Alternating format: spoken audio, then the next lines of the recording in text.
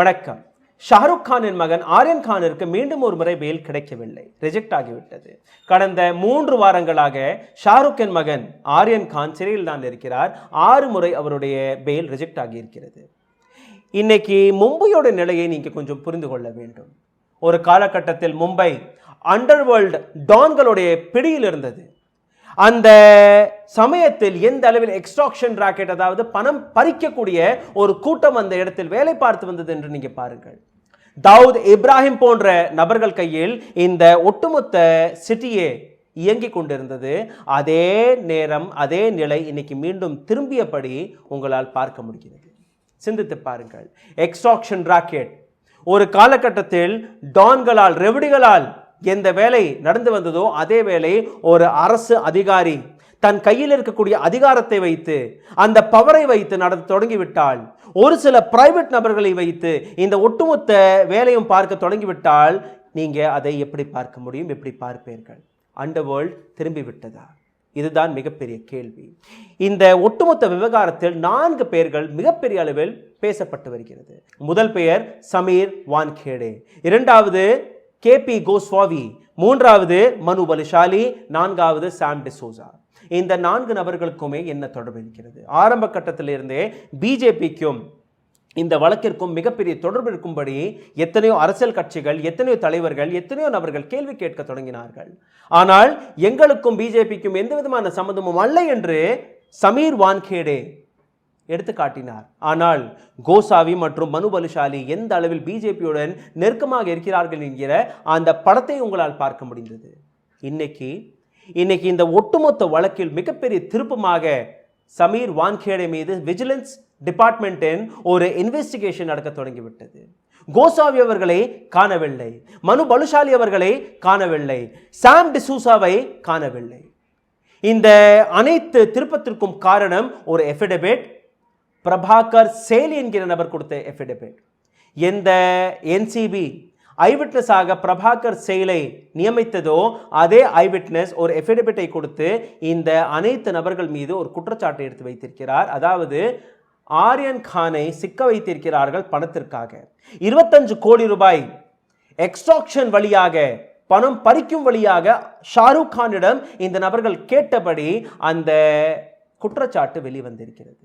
இந்த குற்றச்சாட்டு வெளிவந்தவுடன் ஒட்டுமொத்த டிபார்ட்மெண்ட்டே இன்னைக்கு சமீர் வான்கேடே மீது திரும்பிவிட்டது. அதாவது உங்கள் மீது ஒரு விசாரணை நடந்த பின் தான் நீங்க திரும்பி இந்த வழக்கை தொட முடியும். அதுவரை உங்கள் கையில் இந்த வழக்கு இருக்கக்கூடாது. ஒரு ஆபீசர் மீது எவ்வளவு பெரிய குற்றச்சாட்டு என்று பாருங்கள். பிரபாகர் சேல் யார் இந்த நபர்? கோசாவி யார் இந்த நபர்? மனு பலுஷாலி யார் இந்த நபர்? சாம் டிசூசா என்கிற இன்னொரு பெயர் அடிபடுகிறது. அந்த நபர் யார்? முதலில் கோசாவி மற்றும் பிரபாகர் சேலை பார்த்து விடுங்கள். கோசாவி மலேசியாவை சார்ந்த ஒரு பிரைவேட் டிடெக்டிவாக இருக்கிறார். இந்தியர், ஆனால் மலேசியாவில் தான் அவருடைய ஆஃபீஸ் இருக்கிறது. கடந்த 3 மாதங்களாக இந்தியாவிலேயே இருக்கக்கூடிய இந்த நபருக்காக ஒரு பாடிகார்டு தேவைப்பட்டிருக்கிறது. அந்த இடத்தில் தான் பிரபாகர் சேல் என்கிற இந்த நபர் அவருடைய பர்சனல் பாடிகார்டாக வேலைக்கு சேர்ந்திருக்கிறார். அதாவது கடந்த 3 மாதங்களாக கோசாவி அவர்களுடன் பயணித்த ஒரு நபர் யார் என்றால் பிரபாகர் சேல். ரெய்ட் நடந்த அன்று, ஆரியன் கானை கைது செய்த அன்று இவர் அவருடன் இருந்திருக்கிறார். அனைத்து விஷயத்தையுமே கண்கூட பார்த்த நபர் இவர் மட்டும்தான். மனு பலுஷாலிக்கும் கோசாவிக்கும் மிகவும் நெருக்கமான தொடர்பு இருந்திருக்கிறது. மனு பலுஷாலி மற்றும் கோசாமி இருவருமே அந்த க்ரூஸ் ரெய்டில் இருந்திருக்கிறார்கள். இவர்கள் தான் ஆரியன் கான் மற்றும் மர்ச்சண்டை கைது செய்து கூட்டிச் சென்ற நபர்கள் என்சிபி ஆபீஸருக்கு. எப்படி ஒரு தனிப்பட்ட நபர், தனியார் நிறுவனத்தை சார்ந்த நபர்கள், ஒரு பிரைவேட் நபர்கள் என்சிபி ஆபீசர்கள் செய்யக்கூடிய வேலையை பார்த்தார்கள்? மிகப்பெரிய கேள்வி. பிரபாகர் சேல் தன்னுடைய எஃபிடவிட்டில் எத்தனையோ குற்றச்சாட்டுகள் எடுத்து வைத்திருக்கிறார். முக்கியமான குற்றச்சாட்டு, இது ஒரு மிகப்பெரிய எக்ஸ்ட்ராக்ஷன் ராக்கெட். இந்த ராக்கெட் வழியாக பணத்தை பறிக்கும் வேலையை தான் இந்த நபர்கள் பார்த்திருக்கிறார்கள். இந்த செய்தி வெளிவந்தவுடன் என்சிபி நேரடியாக இவரை டெல்லிக்கு அழைத்திருக்கிறது. அதாவது டெல்லியில் தான் என்சிபியோடைய ஹெட் குவார்ட்டர்ஸ் இருக்கிறது. இவர் மீது விஜிலன்ஸ் வழக்கு போடப்பட வேண்டும், இதில் விஜிலன்ஸ் இன்வெஸ்டிகேஷன் நடக்க வேண்டும் என்கிற அந்த ரிக்வெஸ்டை எடுத்து வைத்திருக்கிறார்கள். இதற்கான காரணங்களும் இருக்கிறது. அந்த அனைத்து காரணங்களையுமே நீங்க பார்க்க இருக்கிறீர்கள். ஒட்டுமொத்த உலகத்தில் ட்ரக்ஸ்க்கான பிசினஸ் 30 லட்சம் கோடி ரூபாய் என்று கூறி வருகிறார்கள். அதிலிருந்து 10 லட்சம் கோடி ரூபாய்க்கான பிசினஸ் இந்தியாவில் மட்டும் நடந்து வருகிறது. அதாவது உலகத்தில் இருக்கக்கூடிய 40% மேற்பட்ட பிசினஸ் இந்தியாவில் மட்டும் நடக்கிறது. அந்த அளவில் இந்தியாவில் கன்சம்ஷன் நடந்து கொண்டிருக்கிறது, ட்ரக்ஸ்க்கான கன்சம்ஷன். மும்பை, டெல்லி, குர்காவ், பூனே, நாசிக், சண்டிகர், அம்ரித்சர் போன்ற எத்தனையோ நகரங்களில் இது போன்ற ட்ரக்ஸ் ராக்கெட் செயல்பட்டு கொண்டிருக்கிறது. இந்த ட்ரக்ஸ் ராக்கெட்டை உடைப்பதற்காக என்சிபியை அமைத்தார்கள். என்சிபியோடைய வேலை என்ன? இந்தியாவில் இந்த பிசினஸ் வரக்கூடாது, ட்ரக்ஸ் பிசினஸை அடியுடன் புடுங்கி வீச வேண்டும் என்கிற அந்த வேலையை தான் என்சிபியிடம் ஒப்படைத்திருக்கிறார்கள்.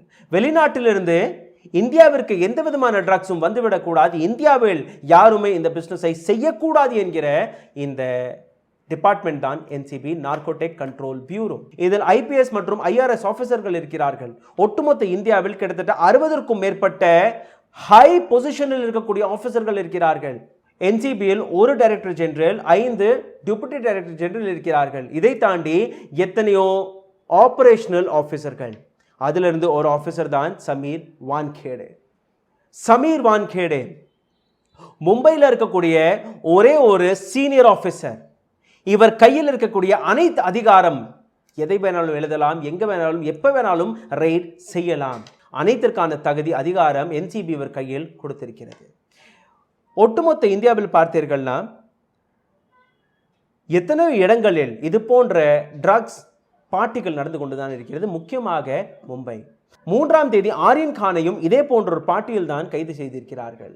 இந்த பார்ட்டியுடைய ஆழத்தை பாருங்கள். மும்பையில் ஒரு பேச்சு அடிபடும். வெள்ளிக்கிழமை இரவு மும்பையில் ஒரு பார்ட்டி தொடங்கினால் அது ஞாயிற்றுக்கிழமை காலையில் மட்டும்தான் முடியும் என்று. அதாவது இந்த விஷயத்தை நீங்கள் எந்த அளவில் உண்மை என்று பார்க்க முடியும்? அது உண்மை மட்டும்தான். மும்பையில் இது போன்ற எத்தனையோ பார்ட்டிகள் நடந்து வருகிறது. மும்பையில் மட்டுமல்ல, மகாராஷ்டிராவில் இருக்கக்கூடிய எத்தனையோ நகரங்களில் இது போன்ற பார்ட்டிகள் நடந்து வருகிறது. முக்கியமாக பூனே மற்றும் நாசிக்கிலும் இதே போன்ற பார்ட்டிகள், குரூஸ் பார்ட்டிகள், ட்ரக்ஸ் பார்ட்டிகள், ரேவ் பார்ட்டிகள். இந்த பார்ட்டிகளில் அனைத்து விதமான கிரைம் நடக்கிறது. செக்ஸ், ட்ரக்ஸ், போதைப் பொருட்கள், மற்ற விதமான அனைத்து கிரைம்ஸ்களுமே இதே போன்ற பார்ட்டிகளில் தான் தொடங்குகிறது. என்சிபியுடைய வேலை இது போன்ற பார்ட்டிகளில் எந்த விதமான ட்ரக்ஸும் வரக்கூடாது என்பதை கண்ட்ரோல் செய்வதற்காக தான்.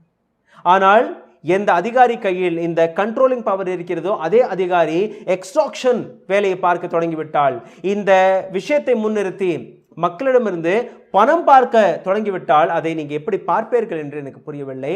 ஆனால் இந்த குற்றச்சாட்டு கடிதத்தில் அது எழுதப்பட்டிருக்கிறது. என்சிபியுடைய ஒரு ஆஃபீஸர், அவருடன் இணைந்த ஒரு 2-3 நபர்கள் இவருக்காக எக்ஸ்ட்ராக்ஷன் வேலையை பார்க்கும்படி இந்த எஃபிடவிட்டில் எழுதியிருக்கிறார் பிரபாகர் செயின், கோசாவியுடைய பர்சனல் பாடி கார்டு.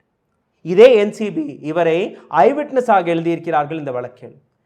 என்சிபியுடைய ஐவிட்னஸ் வாயிலாக வரக்கூடிய இந்த வார்த்தைகளை எந்த அளவில் நீங்க இம்பார்ட்டண்டாக பார்க்க வேண்டும் என்று சிந்தித்து பாருங்கள். இந்த விஷயத்திற்கான இன்னொரு பக்கமும் இருக்கிறது. இந்த குற்றச்சாட்டுகளை யார் வைக்கிறார்? இந்த குற்றச்சாட்டை மகாராஷ்டிரா அரசாங்கம் தான் எடுத்து வைக்கிறது. அதாவது மத்திய அரசாங்கம் மகாராஷ்டிராவில் நடக்கக்கூடிய பல இல்லீகல் விஷயத்தை வைத்து எங்களை அவதூறு பறக்கும் வேலையை பார்த்து வருகிறார்கள். ஷாருக் கானின் மகனிடம் இந்த பணத்தை வசூலிக்கும்படி தான் இந்த வேலை நடந்திருக்கிறது என்று மகாராஷ்டிரா அரசாங்கம் கூறி வருகிறது. மகாராஷ்டிரா அரசாங்கத்திற்கு கீழே மும்பை போலீஸ் வருகிறது. என்சிபி மத்திய அரசாங்கத்திற்கு கீழே, அதாவது ஹோம் மினிஸ்டர் அமித்ஷாவிற்கு கீழே வரக்கூடிய டிபார்ட்மெண்ட் தான் என்சிபி. இதில் நீங்கள் இன்னொரு விஷயத்தை பார்க்க வேண்டும் கவனமாக. இந்த பிரச்சனை வெளிவந்தவுடன் உடனடியாக சமீர் வான்கேடே மும்பை போலீஸிற்கு ஒரு கடிதத்தை எழுதுகிறார். என் மீது பல நபர்கள் இந்த வழக்கை திருப்ப பார்க்கிறார்கள், என்னை சிக்க வைக்க பார்க்கிறார்கள், அதனால் என் மீது எந்த விதமான வழக்கும் தொடங்க வேண்டாம் என்கிற ஒரு ரிக்வெஸ்ட். அங்க மட்டும் அவர் நிற்கவில்லை. Mutha Ashok Jain, director general of என்சிபியிடமும் இதே போன்ற ஒரு கடிதம் போயிருக்கிறது. இது போன்ற நபர்கள், இது போன்ற அரசியல்வாதிகள் என்னை சிக்க வைக்க பார்க்கிறார்கள், நான் நேர்மையான ஒரு ஆஃபீஸர், என் மீது என்னோட உயிருக்கு பாதுகாப்பு கொடுக்க வேண்டும் என்று கூறியிருக்கிறார். அதே பாணியில் பிரபாகர் செயில் அவர்கள் சமீர் வான்கேடே மீது நேரடியாக குற்றச்சாட்டை வைத்திருக்கிறார்.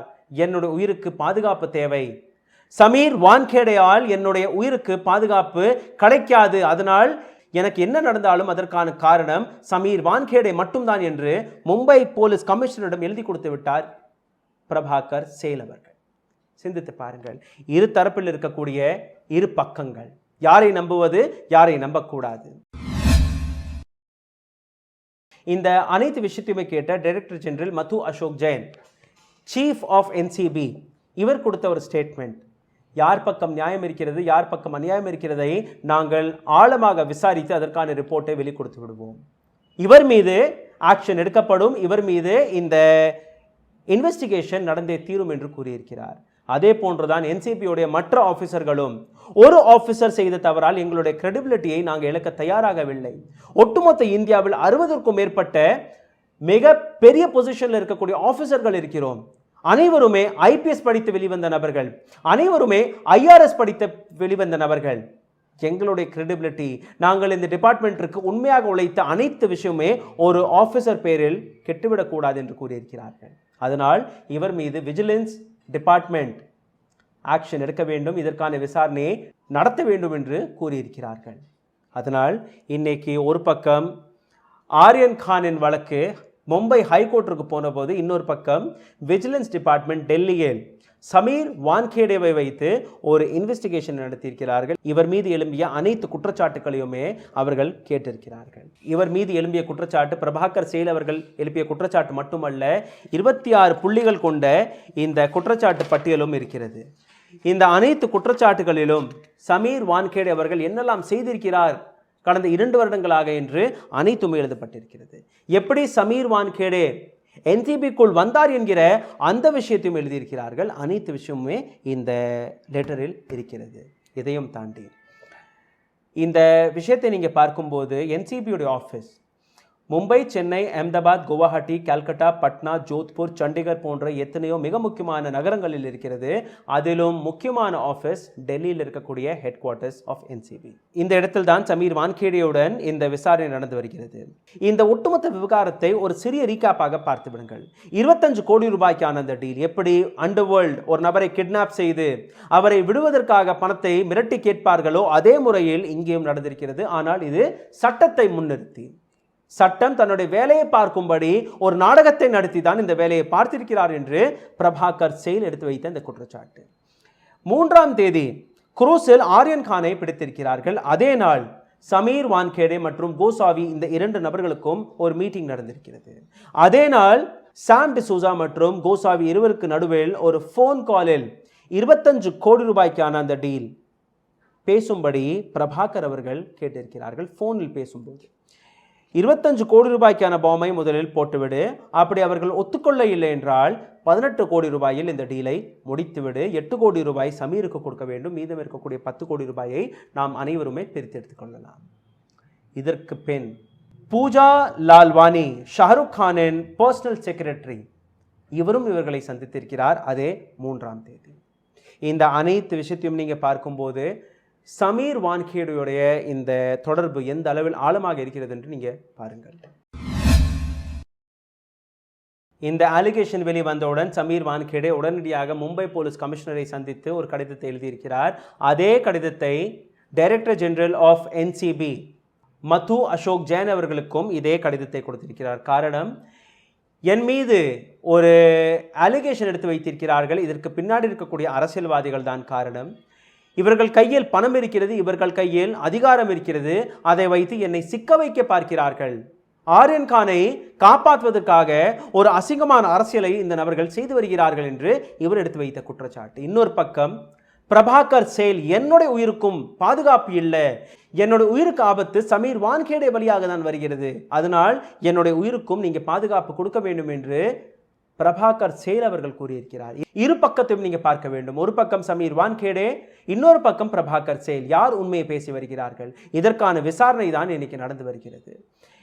இதே நேரத்தில் என்சிபியோடைய டிடிஜி மது அசோக் ஜெயின் அவர்கள் நவாப் மலிக் எடுத்து வைத்த அந்த அலிகேஷன், என் கையில் இருக்கக்கூடிய இந்த அலிகேஷன், இந்த அலிகேஷனை பார்த்தவுடன் நீங்க கவலைப்படாதீர்கள், மகாராஷ்டிரா அரசாங்கம் தன்னுடைய ப்ரோபை நடத்த வேண்டும், மகாராஷ்டிரா அரசாங்கம் தன்னுடைய இன்வெஸ்டிகேஷனை நடத்தட்டும், நாங்கள் எங்கள் தரப்பிலிருந்து நார்கோட்டிக் கண்ட்ரோல் பியூரோ தரப்பிலிருந்து எங்களுடைய விசாரணையை நேர்மையான முறையில் நடத்துவோம் என்று கூறியிருக்கிறார். Deputy director general narcotic control bureau Mutha Ashok Jain அவர்கள் இந்த ஸ்டேட்மெண்ட்டை கொடுத்திருக்கிறார். சரி, இந்த ஒட்டுமொத்த விவகாரத்தில் 26 புள்ளிகள் சமீர் வான்கேடே மீது எழும்பியிருக்கிறது. இதை பற்றியும் நீங்கள் பார்க்க வேண்டும். சமீர் வான்கேடே எப்படி என்சிபியில் வந்தார், இதையும் நீங்கள் பார்க்க வேண்டும். இந்த ஒட்டுமொத்த விவகாரத்தை நீங்கள் பார்க்கும்போது நார்கோட்டிக் கண்ட்ரோல் பியூரோவில் ஒரு நபர் 2 வருடமாக வேலை பார்த்து வருகிறார். அவர் எழுதிய இந்த கடிதம், அப்படிதான் இதை ட்வீட் செய்திருக்கிறார்கள். இந்த கடிதத்திற்கான உண்மைத்தன்மை என்ன என்று இது ஒரு ஆய்வுக்கான விஷயம். ஆனால் வெளிவந்த ப்ரூஃபை நாங்கள் உங்களுக்கு முன் எடுத்து வைக்கிறோம். இதில் எழுதப்பட்ட விஷயங்களை நீங்கள் பார்த்தீர்கள்னா, சுஷாந்த் சிங் விவகாரத்தில் ட்ரக்ஸ் ஆங்கிள் ஒரு மிகப்பெரிய வழக்காக பார்க்கப்பட்டது. ஒட்டுமொத்த பாலிவுட்டையே ஒரு ட்ரக்கான ஒரு மிகப்பெரிய கூட்டமாக அமைப்பாக பார்த்தார்கள். அதற்காக ஒரு எஸ்ஐடியும் அமைக்கப்பட்டது. பாலிவுட் மற்றும் ட்ரக்ஸ் கனெக்ஷனை பற்றி வெளிப்படையாக ரிப்போர்ட்டை கொண்டு வருவதற்காக. இதற்காக டைரக்டர் ஆஃப் ரெவென்யூ இன்டெலிஜென்ஸ், அதாவது DRI, இதில் பணிபுரிந்து வந்த சமீர் வான்கேடேவை நேரடியாக அமித்ஷா அவர்கள் NCBக்கு மாற்றிவிட்டார். அதாவது இதற்கு மேல் நீங்கள் DRIயில் வேலை பார்க்க வேண்டாம், நீங்கள் NCBக்குள் வந்து இந்த பாலிவுட் கனெக்ஷனை உடைக்க வேண்டும் என்று. NCBயில் வந்தவுடன் ஜோனல் டைரக்டர் என்கிற பதவியும் இவருக்கு கிடைத்தது. அதாவது மும்பையில் இருக்கக்கூடிய NCB ஆஃபீஸில் சீஃப் பொசிஷன் சமீர் வான்கேடேவிற்கு கிடைத்தது. அந்த காலகட்டத்தில் ராகேஷ் அஸ்தானா அவர்கள் தான் NCBயோட சீஃபாக இருந்திருக்கிறார். சுஷாந்த் சிங் ராஜ்பூத் விவகாரத்தின் போது எத்தனையோ இடங்களில் இந்த COVID-19க்கான கேள்விகளும் எழும்ப தொடங்கியது. அதிலிருந்து டைவர்ட் செய்வதற்காக ஒரு நல்ல வழி பாலிவுட்டுக்கும் ட்ரக்ஸுக்குமான அந்த கனெக்ஷனை காட்டுவது மட்டும்தான். அதனால் அதே காரணம் காட்டி நீங்கள் ஏது செய்வீர்கள், என்ன செய்வீர்கள் என்று எனக்கு தெரியாது, பாலிவுட்டுக்கும் ட்ரக்ஸுக்குமான அந்த கனெக்ஷனை நீங்கள் வெளியே கொண்டு வந்தே தீர வேண்டும் என்கிற அந்த ஆர்டர். முதல் பெயர் சமீர் வான்கேடே, இன்னொரு நபர் KPS மல்ஹோத்ரா. இந்த வழக்கு கையில் வந்தவுடன் இந்த நபர்கள் பொய் வழக்குகளை போட தொடங்கிவிட்டார்களாம். அதாவது பாலிவுட்டில் இருக்கக்கூடிய நடிகர்கள் மீது இந்த வழக்கு தொடங்கியது. 1 கிராம் இருந்தால் கூட பரவாயில்லை, ஒரு 2 கிராம் இருந்தாலும் பரவாயில்லை, அவர்கள் வீட்டில் ஒரு மிகப்பெரிய ரைடை நடத்த தொடங்கிவிட்டார்கள். யார் வீட்டில் அது கிடைக்கவில்லையோ அதே இடத்தில் இந்த ட்ரக்ஸ்களை பிளாட் செய்து அவர்கள் மீது இந்த போலியான வழக்குகளை போட தொடங்கிவிட்டார்களாம். யார் மீது இந்த வழக்கை போடுகிறார்களோ அவர்களிடமிருந்து கோடிக்கணக்கான ரூபாயையும் வசூலித்து வந்திருக்கிறார்கள் இந்த நபர்கள். இதில் முக்கியமாக தீபிகா பாதுகோன், கரிஷ்மா பிரகாஷ், ஸ்ரத்தா கபூர், ரகுல் பிரீத் சிங், சாரா அலி கான், பாரதி சிங்குடைய கணவர் ஹர்ஷ் லிம்சா, ரிச்சா சக்கரவர்த்தி, சோவித் சக்கரவர்த்தி, ரிச்சா சக்கரவர்த்தியுடைய தம்பி அர்ஜுன் ராம்பால் போன்ற எத்தனை நபர்கள். இவர்கள் மீது போடப்பட்ட வழக்கு உண்மையா போலியா என்பதை விட இவர்கள் மீது எந்த விதமான ப்ரோபையும் இவர்களால் ப்ரூஃப் செய்ய முடியவில்லை. ஆனால் இவர்களிடமிருந்து பணத்தை வசூலித்தார்கள் என்று இந்த கடிதத்தில் எழுதியிருக்கிறார்கள். யாரெல்லாம் பணத்தை கொடுத்து விட்டார்களோ அவர்கள் மீது எந்த விதமான ஆக்ஷன் எடுக்க மாட்டார்களாம். பணத்தை கொடுக்காத நபர்கள் இந்த விஷயத்தில் உங்களை சிக்க வைத்து விட்டோம் என்றால் நீங்கள் வருடக்கணக்கில் வெளியே வர முடியாது என்று அந்த மிரட்டலையும் கொடுத்து வருவார்களாம் இந்த நபர்கள். எப்படி இந்த ஒட்டுமொத்த பிளானிங்குமே நடந்து வந்திருக்கிறது என்று பாருங்கள். முதல் கேஸ் 16-20-20. கரண் அரோரா என்கிற இந்த நபரிடம் ஒரு மிக சிறிய அளவில் காஞ்சா இருந்திருக்கிறது. அதே காரணம் காட்டி சமீர் வான்கேடே இவரை கைது செய்திருக்கிறார். இவரை கைது செய்தது மட்டுமல்லாமல் இவருடைய குடும்பத்தினரை மிரட்டி 20 இல்லை 25 லட்சம் ரூபாயை வசூலித்திருக்கிறார். அதுதான் இவருடைய முதல் வழக்காக பார்க்கப்படுகிறது. சமீர் வான்கேடே அப்போதான் இந்த பதவியில் வந்திருக்கிறார். இந்த பதவியில் எவ்வளவு பணம் பார்க்க முடியும் என்று அந்த ஆழத்தை இவரால் புரிந்து கொள்ள முடியவில்லை. ஆனால் முதல் கேஸிலேயே 20-25 லட்சம் ரூபாயை வாங்கியிருக்கிறார். மும்பையில் இதற்கான ஒரு கம்ப்ளைண்ட்டும் எழுதப்பட்டிருக்கிறது. அந்த கம்ப்ளைண்ட் நம்பர் தாரா 27A, அதாவது 27A கீழே இந்த ஆபரேஷன் ஆஃபீஸர் சமீர் வான்கேடே மீது இந்த FIR போடப்பட்டிருக்கிறது. இந்த FIRல் 16-20-20 இந்த வழக்கில் என்னுடைய குடும்பத்திடமிருந்து 20-25 லட்சம் ரூபாயை வசூலித்த நபர் சமீர் வான்கேடே என்ற அந்த குற்றச்சாட்டை எடுத்து வைத்தார். ஆனால் சமீர் வான்கேடே எனக்கும் இந்த பணத்திற்கும் எந்த சம்மந்தமும் அல்ல, நான் எந்த விதமான லஞ்சத்தையும் வாங்கவில்லை என்று மறுத்துவிட்டார். அடுத்த வழக்கு 03-2021. समीर खान को झूठे केस में अरेस्ट कर लिया गया 200 ग्राम तंबाकू को गांजा बताकर. சமீர் கான் என்கிற இன்னொரு நபர் அவர் கையில் 200 கிராம் புகையிலை இருந்திருக்கிறது. அந்த புகையிலையை ட்ரக்ஸ் என்று காட்டி, காஞ்சா என்று காட்டி அவரை ஒரு பொய்யான வழக்கில் சித்தரித்து விட்டார் சமீர் வான்கேடே. இவர் மீது 27A NDPC ஆக்ட் போடப்பட்டது. இன்னொரு வழக்கு 6/2021 केस नंबर. इदिल எழுதப்பட்ட விஷயம், मोहम्मद नजीम खान के घर आशीष रंजन ने 61 ग्राम MD रखकर उनको झूठे केस में फंसा दिया. मोहम्मद நஜீப் என்கிற ஒரு நபரின் வீட்டில் 61 கிராம் MD என்கிற ஒரு போதைப் பொருளை வைத்து அவரையும் சிக்க வைத்து விட்டார்களாம். இதுவும் ஒரு குற்றச்சாட்டு. இன்னொரு குற்றச்சாட்டு கேஸ் நம்பர் 092021. मोहम्मद बिलाल 136 ग्राम MD रखकर झूठे केस में फंसा दिया गया. 136 ग्राम MD வைத்து அவரையும் சிக்க வைத்து விட்டார்கள் ஒரு பொய்யான கேஸில். Case number 18-20-21 18-2021. अमजद असल शेख के घर आशीष रंजन IO ने 64 ग्राम 64 ग्राम MD रखकर झूठा केस बना दिया, उसे जेल में डाल दिया. அம்ஜத் அசல் ஷேக்கின் வீட்டில் 64 கிராம் MDயை வைத்து அவரையும் போலியான கேஸில் சிக்க வைத்து விட்டார்கள். Case number 18-20-21. Case number 24-21. Shahjahan पटाला के घर सिपाही ने पीटी मारे के कहने पर ड्रग्स सप्लायर के अधीन 60 ग्राम MD रखकर उसको झूठे केस में फंसा दिया. இன்னொரு வழக்கு ஷஹபாஸ் பத்லா என்கிற இந்த நபர். இந்த கேஸ் நம்பர் 24-20-21. இவரை ஒரு ட்ரக் சப்ளையர் என்கிற பேரில் 60 கிராம் MDயை அந்த வீட்டில் திணிக்க வைத்து அவரை கைது செய்து விட்டார்கள். ஒரு போலியான வழக்கை போட்டு விட்டார்கள். இது போன்ற 26 வழக்குகளை பற்றி இந்த கம்ப்ளைண்ட் காப்பியில் எழுதியிருக்கிறார்கள். இந்த அனைத்து கம்ப்ளைண்ட்ஸ் காப்பிகளையுமே படித்த பின் NCB இவர் மீது வழக்கு போடப்பட வேண்டும், இவர் மீது இந்த ஒட்டுமொத்த டிபார்ட்மெண்ட் என்கொயரி நடக்க வேண்டும், விஜிலன்ஸ் டிபார்ட்மெண்ட் என்கொயரி நடக்க வேண்டும் என்று அவர்கள் கூறியிருக்கிறார்கள். 1-2 இல்ல 26 கேசஸ்களை பற்றின இந்த விவரமான டேட்டா. இந்த வழக்குகளை பற்றி ஒரு தனியாக வீடியோவை போட்டு விடுகிறேன். அதற்கு முன் இந்த ஒட்டுமொத்த விவகாரத்தில் நடக்கக்கூடிய ஒரு சில விஷயங்களை மீண்டும் ஒரு முறை கேட்டுவிடுங்கள். முதல் விஷயம், இந்த 4 பக்கத்தில் இருக்கக்கூடிய கேள்விகள் ஒரு பக்கம், இன்னொரு பக்கம் பிரபாகர் செயல் அவர்கள் எடுத்து வைத்த குற்றச்சாட்டு. இதற்கும் மேலே பிஜேபிக்கும் இந்த வழக்கிற்கும் என்ன தொடர்பு இருக்கிறது, என்ன இன்ட்ரெஸ்ட் இருக்கிறது? அல்ல பிஜேபிக்கும் இவர்களுக்கும் எந்த விதமான தொடர்பும் அல்ல. இந்த நபர்கள் தனிப்பட்ட முறையில் ஒரு தனியான ராக்கெட்டை நடத்தி வந்தார்களா? காரணம் என்னவென்றால் இதில் ஒரே ஒரு நபர் மட்டும்தான் பிஜேபியை சார்ந்த நபர், அதுவும் மிகப்பெரிய பொசிஷனில் இல்லை. இந்த நபர் கடந்த 10 வருடமாக பிஜேபியின் தொண்டராக மட்டும்தான் இருக்கிறார். அதனால் ஒட்டுமொத்த கட்சியை ஒரு வழக்கில் சிக்க வைப்பது தவறான விஷயம். ஆனால் இந்த விவகாரத்தில் இன்னொரு விஷயம் நடக்கிறது. 2 நாட்களாக சமீர் வான்கேடேவின் பெயர் வெளிவந்தவுடன் ஒட்டுமொத்த பிஜேபி ஐடி விங் சமீர் வான்கேடேவை காப்பாற்றுவதற்காக, அந்த காப்பாற்றும் நோக்கத்துடன் எத்தனையோ வீடியோக்களை பகிர தொடங்கிவிட்டார்கள். ஆங்காங்கே இவருக்காக புரோட்டஸ்ட் நடந்து வருகிறது. இவருக்காக எப்படி அர்ணப் கோஸ்வாமிக்காக அவரை காப்பாற்றுவதற்காக பிஜேபி களத்தில் இறங்கியதோ அதே முறையில் இன்னைக்கு மீண்டும் ஒரு முறை இவரை காப்பாற்றுவதற்காக பிஜேபி களத்தில் இறங்கிய காரணம் என்ன? சிந்திக்கக்கூடிய விஷயம். இந்த விஷயம் எவ்வளவு சீரியஸாக இருக்கிறது என்று பாருங்கள். ஒரு அரசியல் கட்சி எடுத்து வைக்கும் குற்றச்சாட்டு, ஒரு ஆபீசர் ஒரு டிபார்ட்மெண்ட் வைத்து எடுத்து வைக்கும் குற்றச்சாட்டு. அப்படி இந்த குற்றச்சாட்டு உண்மையாக இருந்தால் எந்த அளவில் இந்திய லா அண்ட் ஆர்டர் பாதிக்கப்பட இருக்கிறது என்று பாருங்கள்.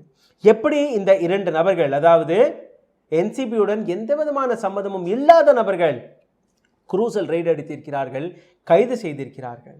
இன்னைக்கு இந்த 2 நபர்களும் எதற்காக அண்டர் கிரவுண்ட் ஆகிவிட்டார்கள், மாயமாகிவிட்டார்கள், எங்கேயுமே வெளிவந்து பேசுவதற்கு அஞ்சி வருகிறார்கள். சமீர் வான்கேடே மத்திய அரசாங்கம் மாநில அரசாங்கத்திற்கு நடுவில் சிக்கிக் கொண்டாரா?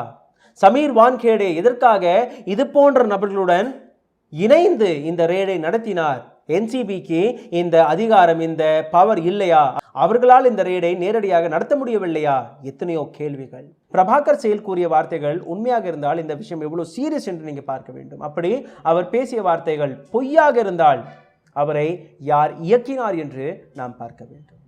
இந்த வழக்கில் இந்த ஒட்டுமொத்த விஷயத்தில் எங்களுடைய பார்வை ரொம்பவே ஆழமாக இருக்கிறது. ஒவ்வொரு விஷயத்தையும் உங்களிடம் கொண்டு வருவதற்காக நாங்கள் கடமைப்பட்டிருக்கிறோம். காத்து கொண்டிருங்கள். நன்றி, வணக்கம்.